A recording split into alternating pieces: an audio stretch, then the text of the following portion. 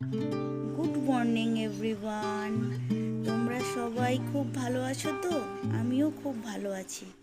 আবার একটা নতুন সকাল নিয়ে তোমাদের কাছে চলে এসেছি ব্রেকফাস্টের রেসিপি নিয়ে। আজকে আমি ব্রেকফাস্টে বানাবো পাস্তা।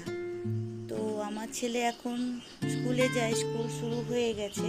তো সকাল সকাল প্রতিদিনই আমাকে কিছু না কিছু টিফিন বানাতে হয়। তো আজকে যখন পাস্তা বানাচ্ছি তাই ভাবলাম তোমাদের সঙ্গে একটু শেয়ার করে নিই। তো পাস্তা বানানোর জন্য আমি যে সবজিগুলো পাস্তাতে দেব সব আমি ভালো করে কেটে নিয়েছি। প্রথমে কি করেছি, গাজরটার ছাল ছাড়িয়ে নিয়েছি, তারপরে পেঁয়াজটারও ছাল ছাড়িয়ে নিয়েছি, নিয়ে ক্যাপসিকাম, পেঁয়াজ, টমেটো, কাঁচা লঙ্কা ভালো করে আমি ধুয়ে নিয়েছি। ধুয়ে নেওয়ার পর দেখো প্রতিটা সবজি আমি ভালো করে কেটে নিচ্ছি ছুরি দিয়ে।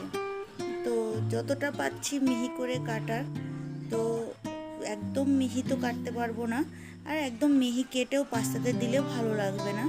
যেটা ভালো লাগবে সেরকমই কেটে নিচ্ছি। তো একে একে সব সবজি আমার কাটা হয়ে যাচ্ছে। গাজরও ডুমো ডুমো করে কেটে নিয়েছি, ক্যাপসিকামটাও ডুমো ডুমো করে কেটে নিলাম। এবার আমি পেঁয়াজটাও কেটে নিচ্ছি ডুমো ডুমো করে, সবই চৌকো চৌকো করে কেটে নিচ্ছি। এবার টমেটো দেবো আমি পাস্তাতে, তাই জন্য টমেটোটাকেও সেমভাবে আমি চৌকো চৌকো করে কেটে নিচ্ছি। তারপর দেখো আমি অনেক কটা কাঁচা লঙ্কা নিয়েছি। আমরা একটু ঝাল বেশি খাই, তো তাই জন্য একটু বেশি করে কাঁচা লঙ্কা নিয়েছি। তোমরা দেখে ভয় পেয়ে যেও না, আমরা একটু ঝাল বেশি খাই বলে তাই জন্য আমি একটু বেশি কাঁচা লঙ্কা নিয়েছি। দেখো সব সবজিগুলো আমার কাটা হয়ে গেছে। এবার আমি কড়াইতে গরম জল বসিয়ে দিলাম।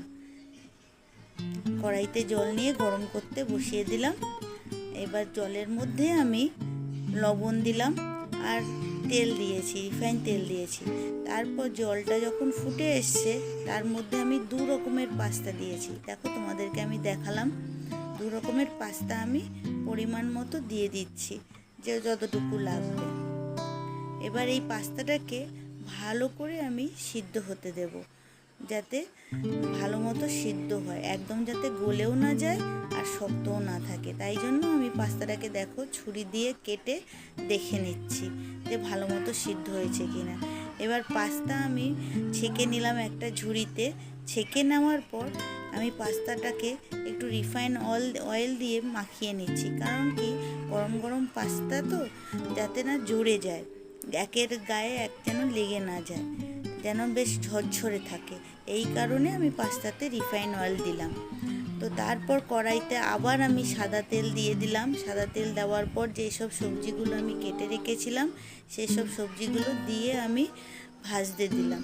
এবার বেশি খুব একটা লাল লাল করে ভাজবো না, মোটামুটি হালকা টাইপের ভাজবো, সতে যেরকম সবজি করে সেরকম সতে টাইপের ভাজবো।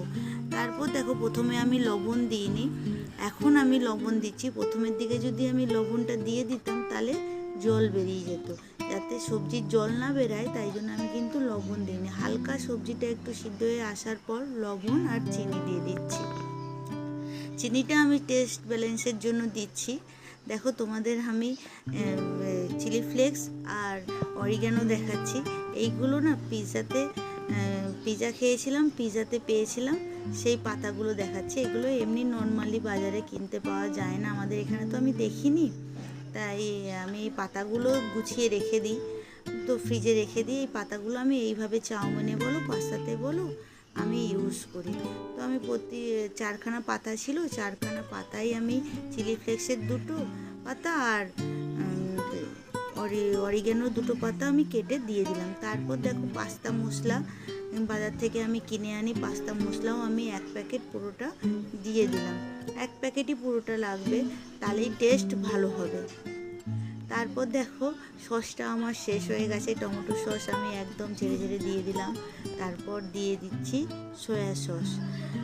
ভালো করে এবার আমি নেড়ে চেড়ে নিচ্ছি। সয়া সস যখন দেব তখন ফ্লেমটা হাই করে রাখবো, আর বেশিক্ষণ নাড়বো না। সয়া সস দেওয়া মানেই চটপট করে নিতে হবে, চাইনিজ খাবারের মতো। তো এবার আমি পাস্তাটা দিয়ে ভালো করে নেড়ে চেড়ে নিচ্ছি। পুরো সবজির সঙ্গে পাস্তা পুরো মাখিয়ে নিচ্ছি, আর মশলাটাও যেন পাস্তার মধ্যে লেগে যায়। তাই জন্য ভালো করে আমি খুন্তি দিয়ে ভালো করে নেড়ে চেড়ে নিচ্ছি। তো পাস্তাটা আমার হয়ে এসছে। নামানোর আগে আমি একটু বাটার দিলাম, বাটার দিলে একটু বেশ সফট থাকে, বেশ টেস্টও ভালো হয়, খেতেও ভালো লাগে। তাই জন্য আমি একটু বাটার দিয়ে নেড়ে চেড়ে নিলাম। এবার দেখো আমি আমার ছেলের টিফিন কারিতে পাস্তাটা আমি বেড়ে নিচ্ছি, তার উপরে একটু চিলি ফ্লেক্স আর অরিগ্যানো আমি দিয়ে দিচ্ছি। তো আমার রেসিপিটা তোমাদের কেমন লাগলো আমাকে অবশ্যই জানিও। আর আমার এই রেসিপিটা তোমাদের যদি ভালো লেগে থাকে অবশ্যই আমাকে লাইক করো, শেয়ার করো ফ্রেন্ডস ফ্যামিলির সঙ্গে, আর সাবস্ক্রাইব করো। সাবস্ক্রাইব করতে কিন্তু একদম ভুলো না, আর ফ্রেন্ডস ফ্যামিলির সঙ্গে শেয়ার করতেও ভুলো না। এখনের মতো আসি, টাটা।